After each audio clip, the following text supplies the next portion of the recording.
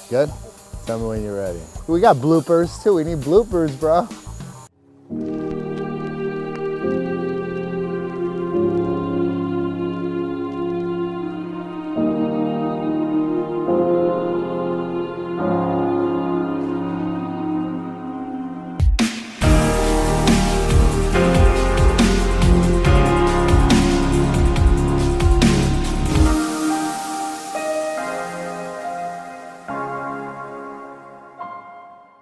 What's up, everybody? I'm with Anthony Bartone from Terwilliger and Bartone Properties today at the Cornerstone in Farmingdale. Enjoy the episode. Take us up.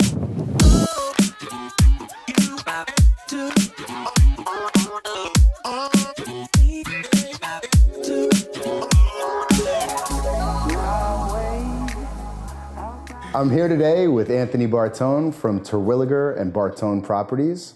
Is it Terwilliger and Bartone? Yep. Nice. We're going to talk about what they're doing today on Long Island, the project that we're standing in Farmingdale at the train station, and the general future for development on Long Island. Farmingdale's thriving. Thanks in part to you. Well, thank you. That's appreciated, but I always say it comes from the leadership. When you have the right mayor banging the gavel, that makes all the difference, Yes. especially here on Long Island. 'Cause we all know the brain damage here. Absolutely. So tell me about this project. Well, we're standing right now in the Cornerstone at Farmingdale, and Cornerstone is a name we're going to be more or less branding as we go forward. So you'll hear that again. Our next project is Cornerstone and Hop Hog, which we're going to be mobilizing for in probably about 2 months, 2-3 months. Great. Yeah, but this is phase 3 of a 3-phase transit-oriented development here in the village of Farmingdale. This particular building is exclusively residential, 42 units. We only build Class A properties that are fully amenitized. So we're in the club room of this particular asset. Across the hall, it's got a fitness center. Cool amenity here, and I got into an arm wrestling match with Don Monte on this. Don thought he had the first rooftop patio on Long Island, and I corrected him. Okay, good. Cornerstone Farmingdale has a rooftop patio with Wolf barbecue, fire pit. Very, very cool. You may not know this, you could walk to Bethpage Golf Course where it's 0.8 of a mile. It's interesting, you see, until you start looking for it, how many golfers arrive by train and just have the cart on wheels and walk there. Sure. It's a lot of them. I'm not a golfer. I drive and wreck the golf cart. I will do that with you. We'll hang it to 19th. Make that happen. Yeah. So this is phase 3 of a 3-phase project. This was the first project done under the Terwilliger and Bartone Properties flag. We formed a partnership. I partnered with Ron Terwilliger. And if you're not in real estate development, that name may not mean much to you, but if you are in real estate development, then you'll know who that is. Sure. Ron's a retired chairman of Trammell Crow, has done in his career over 1,100 buildings, over 260,000 units. So he has the distinction of being the largest multifamily developer in history. So that partnership is pretty cool. And I have a much better adjective than cool, but we'll stay with cool. Yeah, that's awesome. How'd you guys find each other? So it's interesting. This phase 1 and phase 2 of this project consist of 154 units and 20,000 square feet of retail. That's very large for us. I mean, I'm a small local developer. We knew it was large, and we knew when we got to a certain point that we'd be out to market looking for partners. Ron and his wife, Fran, I actually interact on a day-to-day basis with Fran Terwilliger. She's our co-managing partner with me. So Fran had learned about it and reached out to us, and we started talking, and the timing was off on phase 1 and phase 2. We already more or less forged a partnership with a company from another state. In true New York fashion, they get out of New York as quickly as they come in often because of the brain damage associated with New York development. Anyway, Fran and I stayed in touch, and then when phase 3 opportunity came up and the other partners had withdrawn from New York, it was just a natural progression. And now we have a few projects in the pipeline, and we're moving forward under the Terwilliger and Bartone Properties flag. That's great. Yeah. Great story. Congratulations on that. Thanks. So, and Sabre Real Estate was involved in phase 1 and 2 on the retail leasing, which was one of the actual first transit-oriented developments that I think we were getting involved in leasing the ground floor, which is a common theme today. Transit-oriented, mixed use, you're hearing that everywhere. And it seems like everybody wants to be a mixed-use developer on Long Island. How do you think that impacts your company, and how do you differentiate yourself on a move-forward basis when everybody wants to be you? Maybe not you exactly. Ron, they want to be Ron. They want to be Ron. Exactly. Do you see more competition out there as a result of that? I'm asking the question because I'm asked to be on a panel what seems like, weekly or monthly to talk about transit-oriented development on Long Island. Yeah. No, well, that's where you want to be. And there's been so many different people who've said it very well. The 90-10 rule. 90% of Long Island we don't want to really do much to. There's 10% that we need to strategically and intelligently redevelop to be sustainable. Sure. So where's the most opportune place to do that? Around the transit hubs, right? Typically from 50 years ago, you find warehouses, you find a way underutilized space by today's standard. At the time it made sense, sure. Which was the story here. So is there more competition? Yes and no. I mean, Long Island is a unique animal, as you know, as everybody knows. It's extremely difficult to get anything entitled. Which is why the partners in phase 1 and 2 went back to Texas pretty quickly. As quickly as they came in. That's sure. right. That's yeah, right. And that happens all the time. Right. Yeah. So is there more competition? I'm not going to say yes or no, because there's always going to be that insulation factor here on Long Island, where it's just such a high barrier to entry market. It's very, very difficult. We exist in this really unique little niche, this unique little space. We typically gravitate towards a 40 unit to 100 unit project. We have the capabilities of doing much, much larger and sometimes even a little smaller. But being in that niche keeps us off the radar of the national institutional players who it could be difficult to compete with.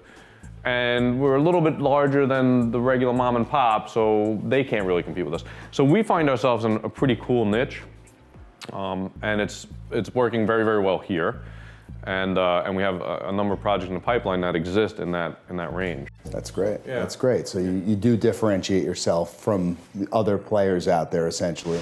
Let's rewind a little bit. Let's zoom out to the 10,000-foot perspective on your life and how you became a developer. So tell me what you did before you started this company. Right, well, we're 10,000 feet is about 10,000 feet away from where I thought I would be, which I guess is also another common story, right? But I went to... If it was easy, everybody would be doing it, right? Oh man, that burns in, especially coming out of the recession. I said that every day. All right, look in the mirror. Come on, anyway. Yeah. We could talk about that. We can talk about that, yeah. We'll do that back at Blackstone. Please, yeah, because it's way too painful. Yeah. So we're 10,000 feet away from where I thought I would be. As I said, my education was military based. I wanted to fly. I had the distinction of being in the first Air Force Academy class in history to have cuts in pilot training. So what else do you do in the Air Force if you're not going to fly? It wasn't very sexy for me. So came back, started working with general contractor. Started in the field, became a project manager, worked up to vice president, but didn't really like being a general contractor for somebody else. So in 2002, formed my first company, Bartone Holdings. It was the predecessor company to Bartone Properties and others. In time, we morphed to the company we are now.